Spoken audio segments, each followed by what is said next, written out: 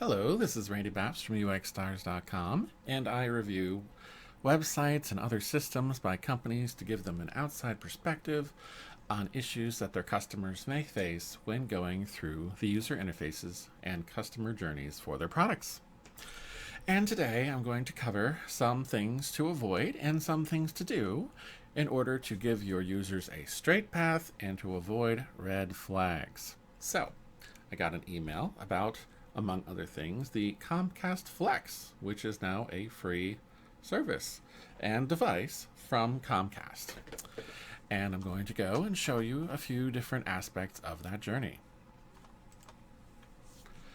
Okay, so everything starts out with telling me that I'm going to be getting a price increase. Off to a great start. All right, so they go on to try to say, but don't worry, we are making these other improvements for you, and these other things are great about our service. Okay, I get it. They're trying to justify their price, avoid certain complaints and things like that, and to get people to take advantage of new products and services that they have. Among other things, they have advertising for the Flex service, right? And I was a bit surprised that they decided to just group these two things separately here, because entertainment and streaming are kind of the same thing. I probably would have just shortened this a little bit here to make it more of a direct message. But they are saying that this is free, and all I need to do is go ahead and claim one, right? But anytime as a user I start seeing price tags, I start to get a little worried. It's like, wait a minute, they said free. I see $4.99. Now I can read. So for the people that actually do read all the way through it, instead of just glancing, they will see that that is still a free device to claim, and that they're just trying to say how valuable it is to have this device and its services. All right, now on the previous page it said claim one, right? But it didn't take me to a claim page. It didn't take me to just a checkout page. It took me to another page, right? And that's why I sort of have this winding road image here. Because if your ultimate goal here was to say, hey, get this box into somebody's house, get them to order it, boom, get it done, you could have taken me straight to a page where you just had to confirm my shipping address. Boom, ordered, done, good. But they landed me on a pretty generic page here where they're boasting about the great things about the Flex, right? But they already sort of sold me on trying it out.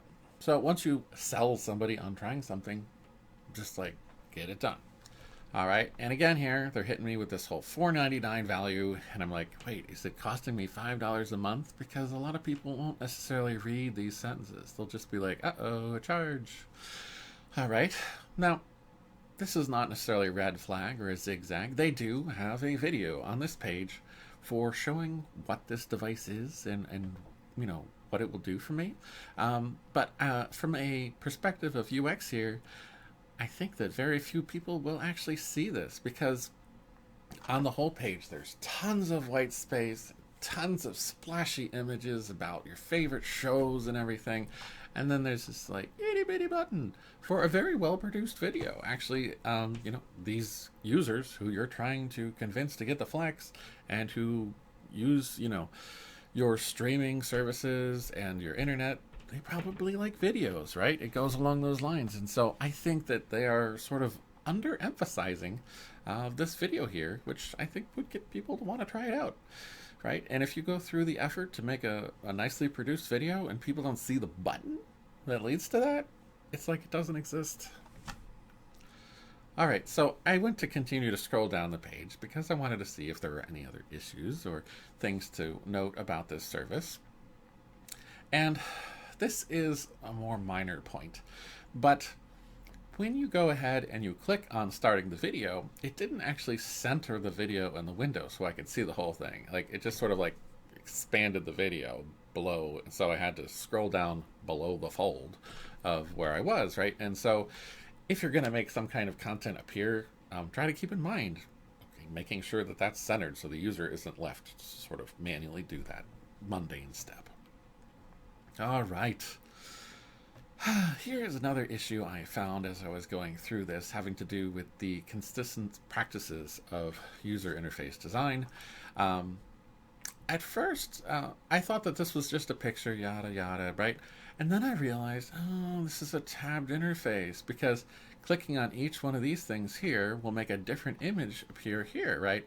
And so this whole thing, the way that it is contained and designed with, okay, you got the remote in front of it, it comes across very stylish, okay?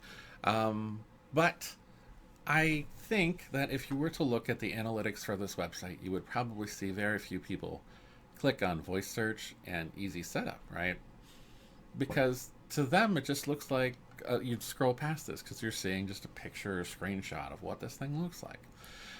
Further complicating things when you're examining this is that you have a real tabbed interface above a screenshot of another tabbed interface, right? So somebody could theoretically want to click on channels or trending here, right? But that's just a screenshot of the service. So that's a bit confusing how that's sort of layered that way. Now, going through the different tabs in the device, if you take a quick look, this one and this one look almost identical. Like, you're talking Netflix, you got your Netflix, you got your, Prime Video, you got your Prime Video, right? If you're going to use images, try to think about what you're trying to accomplish in that image. So, for example, you were trying to talk about voice search across apps here, right? Well, what if you had somebody enjoying using the voice search feature in a commercial of them, happily telling their shows what to do? I think that sort of emotion, tapping into that, would be a lot more effective than just like a tile of different websites and services. All right. Now, I'm an HBO Max subscriber. There's different flavors of HBO, and that's not Comcast's fault, but as a consumer, it is really confusing to know, okay, but you say HBO, but do you mean HBO Max? Will I be able to get that content on this device or not? Because right now that's not even on Roku's as of this recording. So that's really the prime reason for me to invest my time in this, is because maybe I won't have to hook a laptop up to the TV anymore. All right, so I'm going on down this page here where, remember, I could have simply straight gone to the checkout page, right? But they presented me with this other page to examine.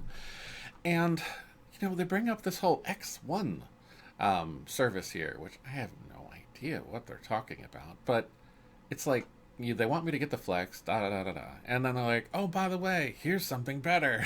And you're like, wait, hold on. Do you really want me to get this Flex, or should I deviate here and go somewhere else? Again, that's why I have the winding road. Do you want the user to get the Flex inside their house and then present other things to them? Fine. But when you start introducing other things along this route, that is one more deviation in the road where they might not come back. Again here, sort of a red flag is this whole return the Flex at any time, because if it's free, why would I return it? Like, how often do you get something for free and return it? That doesn't quite click. Makes me a little bit worried that this might have some kind of a commitment to it. All right. And so, yeah, I'm ordering a Flex, and now it's clouding the picture of my monthly bill. That's the famous, I've got a bad feeling about this, right? It makes me worry that not only am I, getting this Flex, but I might be altering my whole internet subscription somehow, right? That's not cool. I don't think that's at all what they're doing, but why on earth would you even bring my monthly subscription into this? Because people going through the ordering process here could get a little bit alarmed when they start seeing prices for near $100. Yeah, it's their monthly plan, but they're trying to remember, is that what I usually pay, right? If you want them to get this device, just say, it costs you zilch. What's your address? Boom, you're done. Okay, furthermore, in the winding road, they take me to like another confirmation page. It's like, how many times are you going to give me as the consumer to say no, right? If you want to give me something for free, just like get it done. But then, they're reviewing my monthly plan and my bills, and I'm like, why does this make any sense with this box? I start wondering if they're going to start charging for it at some point, right? Am I going to get this thing and a few months later they're going to be like, if you want to keep it going? I don't know. But I start wondering if it's worth the time and investment. And then, of course, they start with the legal type things here. You're like, what the heck? That's like another red flag, you're giving them, this fine print down here to get something for free. Just send it to them. All right. Thanks for your purchase, Randall. An email confirmation will be sent. Okay, great. Again, they're using the language of a rental.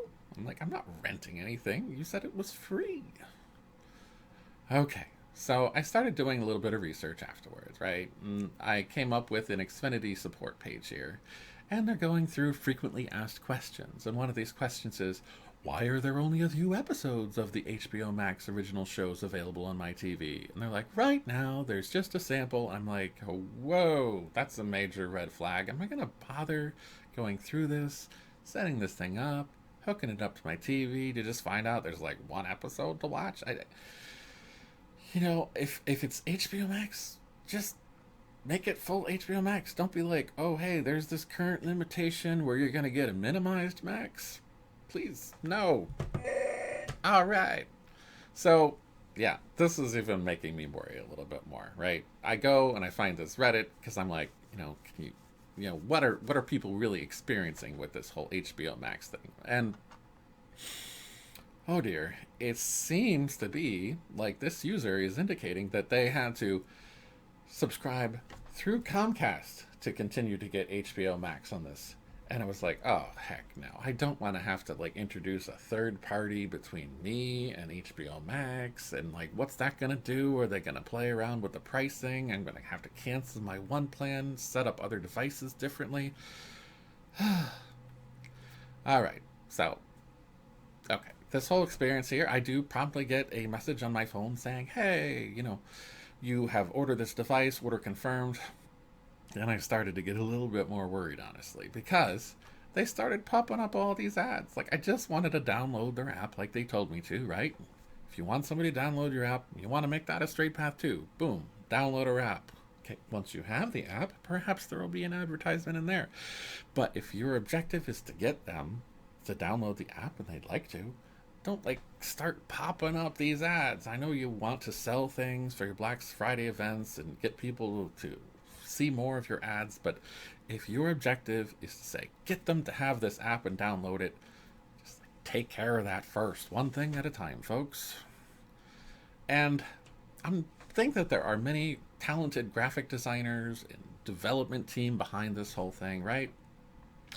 And there were a lot of things that went well, all right, but it does remind me a little bit of design by committee. It sounds like they had an objective, and then different parts of the organization sort of wanted a piece of that. And they wanted to get in there and advertise different things and get people to do different things, right? And so it's good to have somebody from an overall process be like, okay, what is our core objective here? How do we get the user through that? And find other ways to get people to be aware of all that we have to offer, right? You can do those things, but when you set somebody on a mission, don't get in their way afterwards. All right, so here are those things and wrap up here. Again, if you've made the sale to convince somebody to buy your services, don't make them go through a bunch of screens, because at each point they can say no. If you're going to give them something for free, or, they've said, yes, I'd like to do this, just check that thing out as fast as you can, right? And if you are giving away something for free, stop bringing up dollar signs, because they're going to start thinking that you are going to somehow be charging them in one way or another. I hope this helps, and if anybody would like a review, this actually came very promptly. I ordered it Saturday morning, and it came today on Monday. Wow. So, if anybody wants a review of the device interface and setup itself, let me know. See you next time. Bye-bye.